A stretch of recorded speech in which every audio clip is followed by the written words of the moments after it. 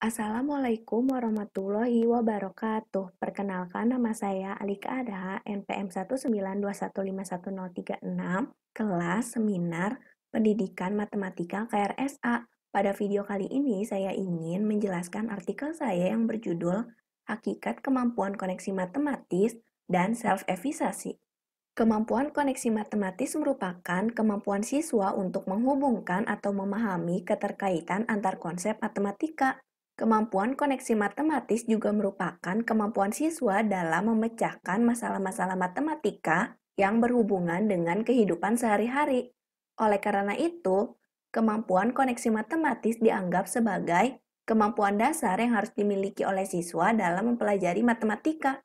Selanjutnya, pengertian kemampuan koneksi matematis menurut para ahli. Menurut Sumarmo, kemampuan koneksi matematis adalah kemampuan menghubungkan konsep-konsep matematika, baik antar konsep dalam matematika itu sendiri, maupun menghubungkan konsep-konsep matematika dengan konsep dalam bidang lainnya. Pada hakikatnya, matematika merupakan ilmu yang terstruktur dan sistematik, sehingga konsep dalam matematika pasti berkaitan antar satu dan lainnya. Sehubungan dengan hal tersebut, Jamawi juga mengemukakan bahwa kemampuan koneksi matematis atau mathematical connection didasarkan oleh matematika sebagai body of knowledge, yaitu ilmu yang terstruktur dan utuh, ilmu yang terdiri dari bagian-bagian yang saling berhubungan antar satu dengan yang lainnya. Dalam makna lain, matematika juga merupakan ilmu yang dapat digunakan sebagai alat dalam pengembangan ilmu lainnya, serta memecahkan masalah dalam kehidupan manusia.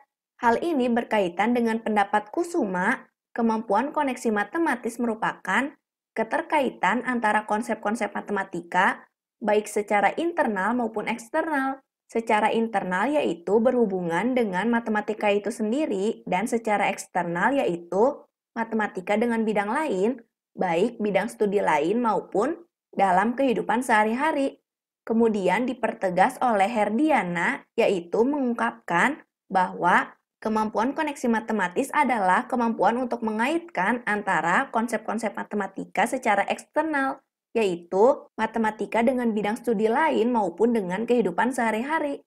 Berdasarkan beberapa pendapat di atas, melalui analisis sintesis, maka dapat disimpulkan bahwa kemampuan koneksi matematis merupakan kemampuan siswa dalam menghubungkan atau mengaitkan konsep matematika dengan konsep matematika yang lainnya maupun dengan bidang lain atau dengan kehidupan sehari-hari. Oleh karena itu, kemampuan koneksi matematis merupakan kemampuan dasar yang harus dimiliki siswa dalam mempelajari matematika karena konsep pada matematika memiliki hubungan antara yang satu dengan yang lainnya, serta matematika merupakan ilmu dasar yang dapat digunakan sebagai pengembangan ilmu dalam bidang lain yang juga dapat membantu dalam memecahkan masalah yang ada dalam kehidupan sehari-hari.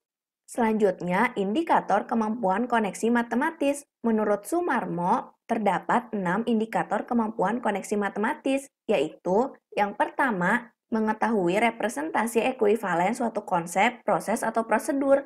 Yang kedua, mencari hubungan dari berbagai representasi konsep, proses, atau prosedur matematika. Yang ketiga, memahami koneksi antar topik-topik dalam matematika. Yang keempat, mengaplikasikan matematika dalam bidang lain atau dalam kehidupan nyata. Yang kelima, mencari hubungan antara satu prosedur dengan prosedur lain dalam representasi yang sama. Yang keenam, mengaplikasikan hubungan antar topik matematika dan antar topik matematika dengan bidang lain. Jika ditinjau dari indikator yang diungkapkan oleh Sumarmo, indikator pertama dan kedua dapat dikatakan sebagai menghubungkan antar konsep dalam satu materi. Indikator ketiga dan kelima dapat dikatakan sebagai menghubungkan antar konsep dalam bidang matematika. Indikator keenam dapat dikatakan sebagai menghubungkan antar konsep matematika dengan bidang lain. Indikator keempat dapat dikatakan sebagai menghubungkan antar konsep matematika untuk menyelesaikan masalah dalam kehidupan sehari-hari. Kemudian, NCTM merangkum indikator yang menjadi tolak ukur pada kemampuan koneksi matematis, yaitu koneksi antar topik matematika, koneksi matematika dengan disiplin ilmu lain, dan koneksi matematika dalam kehidupan sehari-hari. Selanjutnya, Tipe kemampuan koneksi matematis. Menurut NCTM, terdapat dua tipe kemampuan koneksi matematis, yaitu modeling connections dan mathematical connections. Modeling connections merupakan hubungan antara situasi, masalah yang muncul di dalam dunia nyata atau dalam disiplin ilmu lain dengan representasi matematiknya. Tipe ini lebih mengarah koneksi antar ilmu lain, yaitu bagaimana siswa mengkoneksikan ilmu matematika dengan ilmu selain matematika, dan koneksi antara dunia nyata, yaitu bagaimana siswa dapat mengkoneksikan matematika dengan ilmu nyata. Koneksi ini biasa juga disebut koneksi eksternal.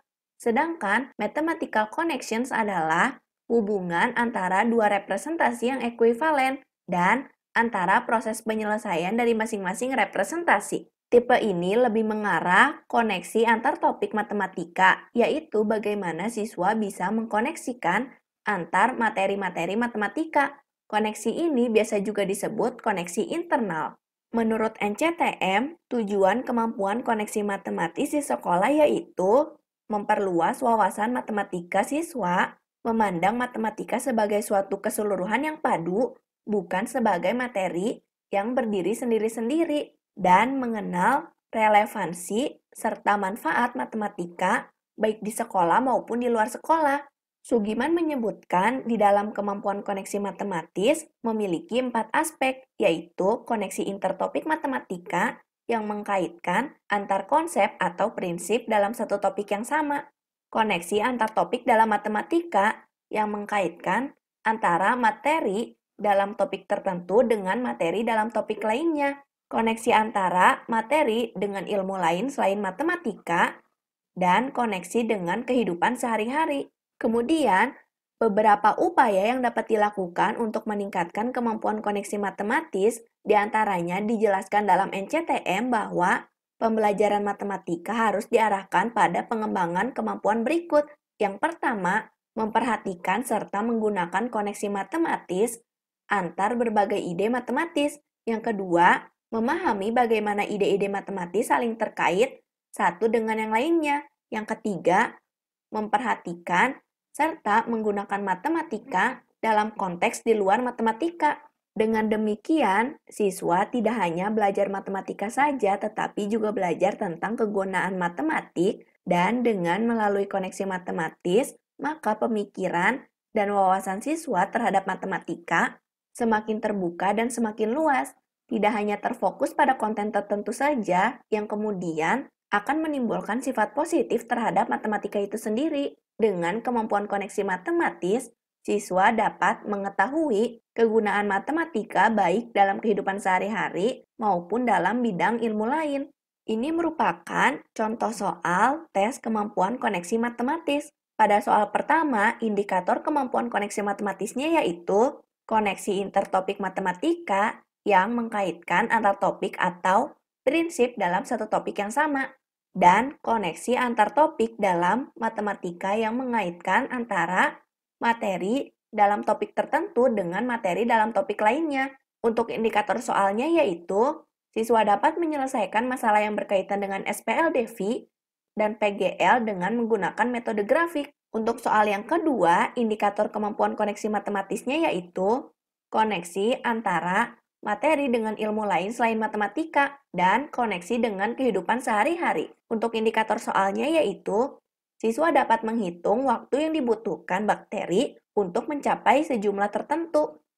Self-evisasi. Self-evisasi atau efikasi diri merupakan keyakinan individu atau kepercayaan diri seseorang pada kemampuan dirinya sendiri dalam melakukan suatu hal untuk mencapai suatu pencapaian atau target yang telah ia tetapkan yang dapat menguntungkan dirinya atau orang lain dalam situasi tertentu. Dalam kata lain, self-evisasi adalah percaya diri dalam melakukan suatu hal. Selanjutnya, pengertian self-evisasi menurut para ahli. Menurut Bandura, self-evisasi adalah keyakinan seseorang mengenai kemampuan dirinya dalam melakukan tindakan untuk mencapai suatu hal tertentu. Self-evisasi menentukan bagaimana individu merasakan, berpikir, dan memotivasi diri mereka serta bertindak. Apabila seseorang memiliki self-evisasi yang tinggi, akan menggiring individu tersebut untuk mengatasi tantangan dan juga hambatan dalam mencapai suatu tujuan.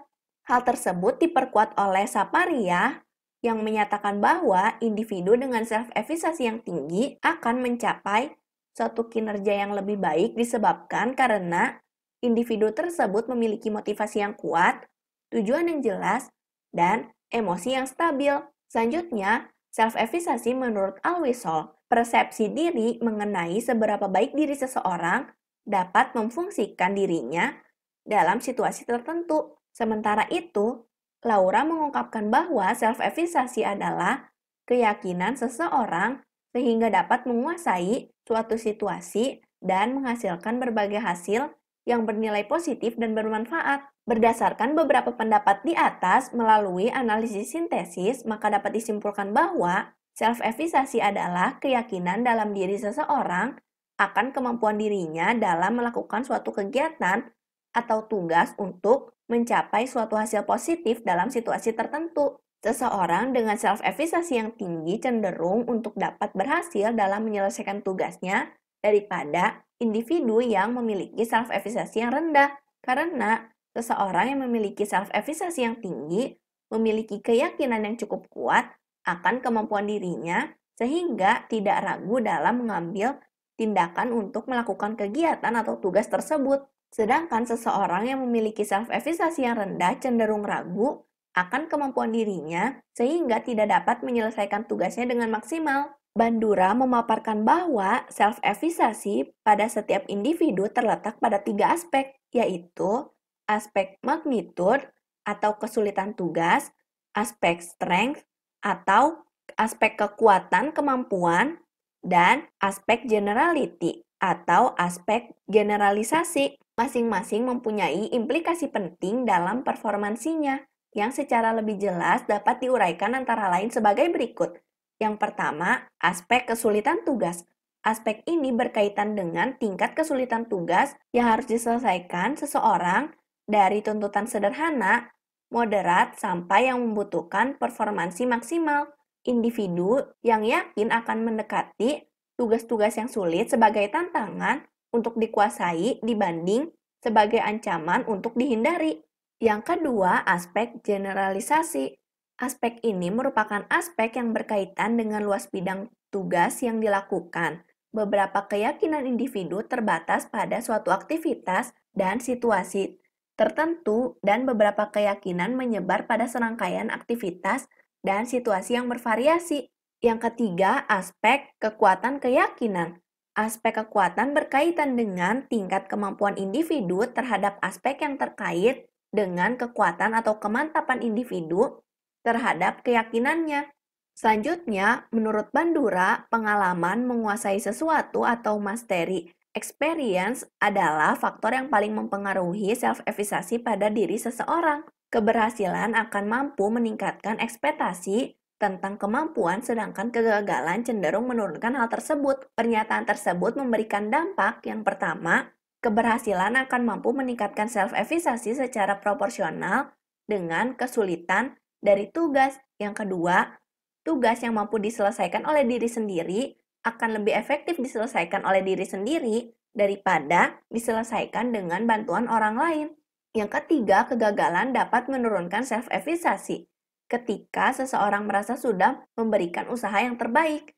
Yang keempat, kegagalan yang terjadi ketika tekanan emosi yang tinggi tidak terlalu berpengaruh daripada kegagalan dalam kondisi maksimal. Ormrod menyebutkan bahwa terdapat beberapa faktor yang dapat mempengaruhi perkembangan self-efficacy dari seseorang. Faktor-faktor tersebut diantaranya yaitu yang pertama, keberhasilan dan kegagalan sebelumnya. Yang kedua, pesan dari orang lain. Yang ketiga, kesuksesan dan kegagalan orang lain. Yang keempat, kesuksesan dan kegagalan dalam kelompok yang lebih besar. Menurut Awidianto, self-efficacy memiliki 5 efek utama terhadap perilaku individu. Di antaranya yaitu yang pertama, pilihan perilaku. Seseorang saat mengambil keputusan sering dipengaruhi oleh self-efficacy dalam merasakan pilihannya. Seseorang yang memiliki kepercayaan rendah, dia akan memiliki performansi yang buruk. Yang kedua, motivasi. Individu dengan self-efficacy yang tinggi mengerahkan usaha lebih besar daripada self-evaluasi rendah. Seseorang yang percaya akan kemampuannya dalam performansi area tertentu memiliki motivasi yang tinggi dan selalu berusaha untuk sukses. Yang ketiga, ketekunan dan komitmen. Seseorang dengan self-evaluasi yang tinggi tetap gigih walaupun menghadapi rintangan dan menghadapi outcome yang negatif, mereka akan meneruskan pekerjaan daripada kecewa. Yang keempat, memfasilitasi pola yang dipelajari. Seseorang yang efikasinya tinggi berusaha memecahkan masalah.